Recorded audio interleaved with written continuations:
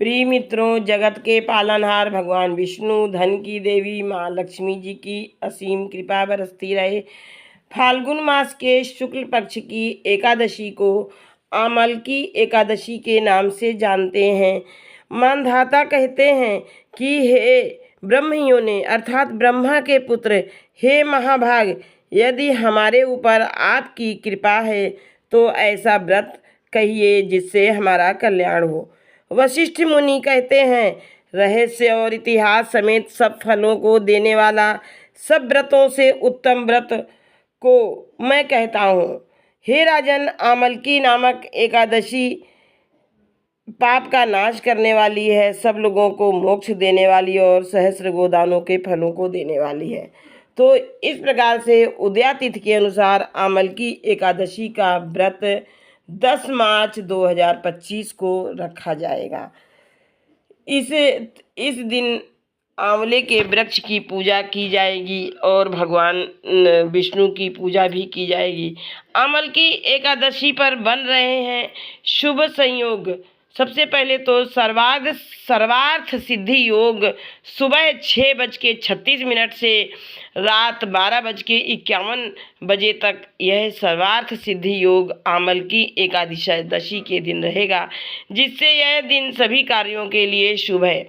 आमलकी एकादशी पर शोभन योग और पुष्य नक्षत्र योग का भी संयोग बन रहा है। तो ऐसे में आमलकी एकादशी बहुत ही फलों को प्रदान करने वाली है। आंवले का वृक्ष, आंवले का फल भगवान विष्णु को बहुत ही प्रिय है। तो यह एकादशी, आमलकी एकादशी, भगवान वशिष्ठ मुनि कहते हैं कि रहस्य और इतिहास समेत सब फलों को देने वाले सब व्रतों से उत्तम व्रत मैं कहता हूँ। हे राजन, आमलकी नामक एकादशी पाप का नाश करने वाली है, सब लोगों को मोक्ष देने वाली है और सहस्र गोदानों के फल को देने वाली है।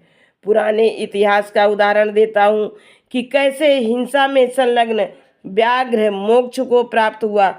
हृष्ट पुष्ट मनुष्यों से भरा हुआ ब्राह्मण, क्षत्रिय, वैश्य, शूद्र, सबसे शोभित वैदिश नाम का नगर था। हे नृप, वह नगर बहुत सुंदर और वेद ध्वनि से शब्दायमान था और उस पुर में नास्तिक तथा कुचाली मनुष्य कोई नहीं रहता था। उस पुर में चंद्रवंशी शशबिंदु नाम का विख्यात राजा हुआ। उसके वंश में सत्य प्रतिज्ञा वाला चैत्र रथ नामक राजा उत्पन्न हुआ। श्रीमान राजा में 10,000 हाथियों का बल था, शस्त्र और शास्त्र विद्या का परागामी था। हे प्रभु, उसके पृथ्वी में राज्य करते समय कृपण और कुचाली मनुष्य कोई नहीं दिखाई देते थे और उसके राज्य में सदा सुकाल, क्षेम और आरोग्य रहता था। उसके राज्य में सब लोग विष्णु भक्ति में तथा शिव की पूजा में रत रहते थे और वह राजा विशेष विधि से पूजा करता था। शुक्ल पक्ष की द्वादशी युक्त एकादशी के दिन कुछ भी भोजन नहीं करता और सब धर्मों को छोड़कर हरि की भक्ति में तत्पर रहता था। हे राजन, इस प्रकार बहुत वर्ष व्यतीत हुए। वहाँ के सब मनुष्य सुख युक्त हरि भक्ति में लगे रहते थे। कुछ काल में फाल्गुन शुक्ल पक्ष की द्वादशी से पूर्ण युक्त आमलकी नाम की एकादशी आई। हे राजन, बालक बूढ़े सब लोग नियम से व्रत करने लगे। महाफल युक्त व्रत को जानकर राजा नदी के जल में स्नान करके सब लोगों समेत देवालय में स्थित हुए।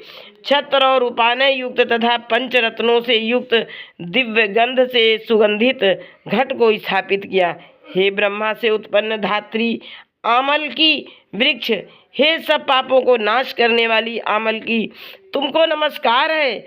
मेरा यह अर्घ का जल ग्रहण करो। हे धात्री, तुम ब्रह्म स्वरूप हो और तुम रामचंद्र द्वारा पूजी गई हो। प्रदक्षिणा के करने से तुम मेरे सब पापों को दूर करो। वहाँ सब मनुष्यों ने भक्ति से जागरण किया। उसी समय एक बहलिया वहाँ आया। वह भूख और श्रम से व्याकुल तथा भारी बोझ से पीड़ित था। कुटुंब के लिए जीवों को मारने वाला वह सब धर्म से बाहर था। क्षुधा युक्त वह वहाँ आमलकी का जागरण और जलते हुए दोषों से युक्त स्थान देख कर जा बैठा। यह क्या है, ऐसा सोचकर अत्यंत विस्मय को प्राप्त हुआ और कुंभ पर दामोदर देव को उसने देखा और आंवले का वृक्ष देखा। मनुष्यों से विष्णु की कथा सुनी, भूखे रहकर एकादशी का महत्व सुना। उस विस्मित मन वाले को रात्रि जागते ही बीत गई। प्रभात के समय में सब लोग नगर को गए। व्याध ने भी घर जाकर प्रसन्न मन से भोजन किया। उसके बाद बहुत काल में मृत्यु को प्राप्त हुआ। एकादशी के प्रभाव से और रात्रि के जागरण से वह व्याध चतुरंग सेना से युक्त राजा का स्वामी हुआ। जयंती नाम की नगरी का राजा विदुरथ उसका नाम हुआ। उस राजा को चतुरंग सेना से युक्त बलवान धन धान युक्त वसुरथ नाम का पुत्र हुआ। वह निर्भय 10,000 ग्रामों का भोग करने लगा। वह सूर्य के समान तेजस्वी और चंद्रमा के समान कांति वाला था। पराक्रम में विष्णु के समान तथा क्षमा में पृथ्वी के समान था और धर्मात्मा, सत्यवक्ता तथा विष्णु भक्ति में परायण था। ब्रह्मज्ञानी और कर्म करने वाला वह प्रजा पालन में तत्पर हुआ और शत्रु के गर्व को दूर करने वाला वह राजा नाना प्रकार के राजसूय आदि यज्ञ करने लगा। वह सदा नाना प्रकार के दान देता था। एक बार शिकार को गया हुआ वह राजा दैव योग से राह भूल गया। वहाँ राजा को दिशा विदिशा का ज्ञान नहीं रहा। तब अपनी बाँह सिरहाने देकर लेट गया। अत्यंत थका हुआ वह भूख ही से सो गया। इस बीच में पर्वतों के निवासी म्लेच्छों का समूह वहाँ आया, जहाँ शत्रु के बल को नाश करने वाला वह सो रहा था। राजा से वैर किए हुए वे सदा दुखी रहते थे। उसके बाद वे सब चारों ओर से राजा को घेर कर खड़े हुए और पहले वैर से विरुद्ध है बुद्धि जिसकी, ऐसे इस राजा को मारो मारो ऐसा कहने लगे। पहले इसने हमारे पिता, भाई और पुत्रों को मारा है और पौत्र, भांजे तथा मामा को मारा है और अपने स्थान से निकाले गए हम 10 दिशाओं में फैल गए। इतना कहकर वे राजा उस राजा को मारने को उद्यत हो गए। पाश, पट्टिश, खड्ग और धनुष पर चढ़ाए हुए बाणों से वह शत्रुओं का समूह राजा को मारने लगा। इस प्रकार से शस्त्र चलाने पर भी उस राजा के शरीर में न लगकर स्वतः नष्ट हो गए। शस्त्रों के समूह से युक्त म्लेच्छ आदि श्रम से अधमरे हो गए। वे एक पग भी चलने में समर्थ न रह सके और नष्ट चित्त उन म्लेच्छों के अस्त्र भी भोथरे हो गए। जो राजा को मारने आए थे वे सब दीन हो गए। उसी समय में उस राजा के शरीर के संपूर्ण अंगों से शोभायमान एक स्त्री प्रकट हुई। वह दिव्य गंध से शोभित और दिव्य आभरण से भूषित थी। दिव्य माला तथा दिव्य वस्त्रों को धारण किए थी और क्रोध के मारे उसकी भौहें टेढ़ी हो रही थीं। नेत्र से चिंगारियां निकल रही थीं। दूसरी काल रात्रि के समान वह क्रोधित हो हाथ में चक्र लेकर म्लेच्छों पर दौड़ी। जब निषिद्ध कर्म में लगे हुए म्लेच्छ उस स्त्री द्वारा मारे गए तब राजा जागे और यह अद्भुत कर्म देखा।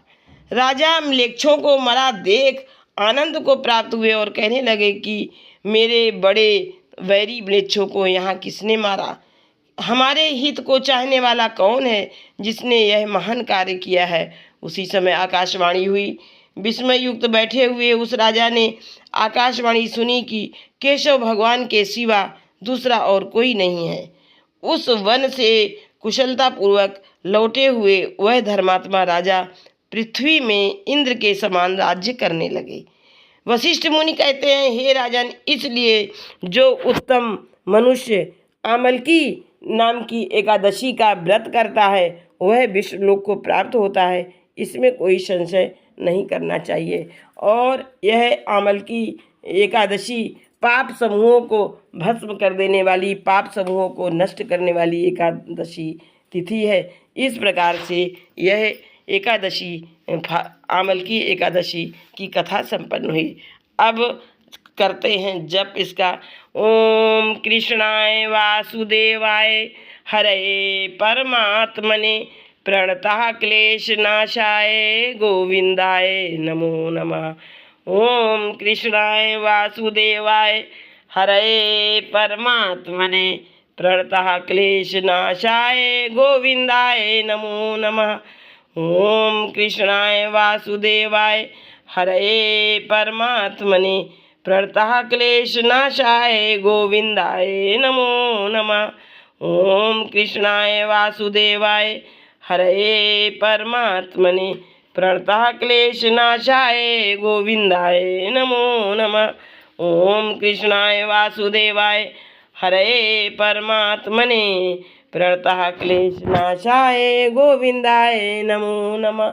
ओम कृष्णाय वासुदेवाय हरये परमात्मने प्रणतः क्लेशनाशाय गोविंदाय नमो नमः।